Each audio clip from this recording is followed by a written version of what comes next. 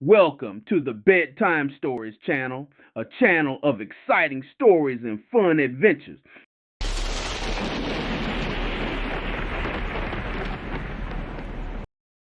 The Cunning Wolf and the Wise Crake.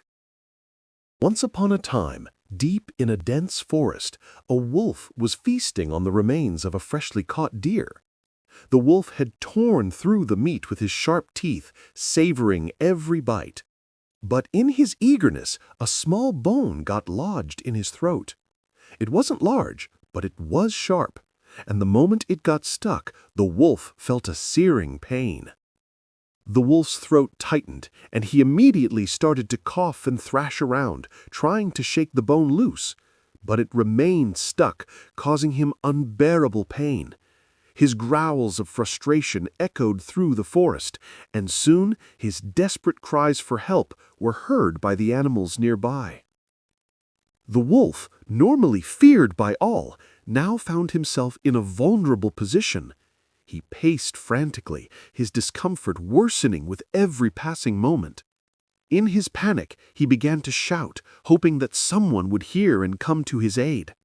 "I can't breathe! Please, someone, help me!" the wolf howled. The forest fell silent for a moment.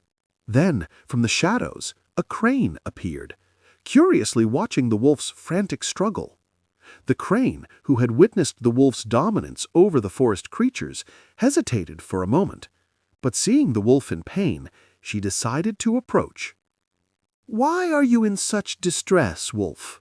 asked the crane, her voice calm but cautious. The wolf, unable to speak clearly due to the bone lodged in his throat, could only gesture toward his neck.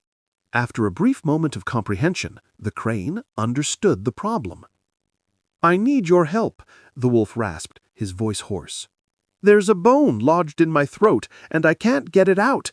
Please help me, and I will give you anything you ask for in return." The crane, who was well aware of the wolf's reputation, was skeptical. She had heard stories of wolves making false promises and tricking others into doing their bidding. However, seeing the genuine pain in the wolf's eyes, she decided to take a chance. "I will help you, but you must keep your word," the crane replied cautiously. "I will extract the bone, but I want you to promise that you will fulfill your end of the bargain." The wolf, desperate and in pain, nodded eagerly, though his throat was still constricted. "I promise, whatever you ask, I will give it to you." The crane agreed, and without another word, she spread her wings and flew closer to the wolf. She perched on a nearby rock and then slowly approached the wolf. Carefully, she guided her long, slender neck toward the wolf's wide-open mouth. The wolf lay down on his side, trembling, with his mouth wide open, as instructed. His sharp teeth glistened, but the crane, undeterred by the dangerous proximity to the wolf's jaws, carefully reached inside the wolf's throat with her beak. She wriggled her neck deeper, her long beak carefully finding and removing the small bone that was causing so much pain. Finally, with a swift and skillful motion, the crane pulled the bone free, and the wolf, relieved, let out a great sigh of relief. The pain instantly subsided, and he could finally swallow again. He closed his eyes, feeling the immediate comfort. "Thank you," the wolf said, now able to speak more clearly. "You have saved me. Now tell me what you wish as your reward." The crane stood tall, proud of her work. She had risked her life for the wolf, and now it was time to collect her reward. She looked the wolf straight in the eyes and spoke slowly. "I ask for the promise you made to me, that you would give me whatever I asked for."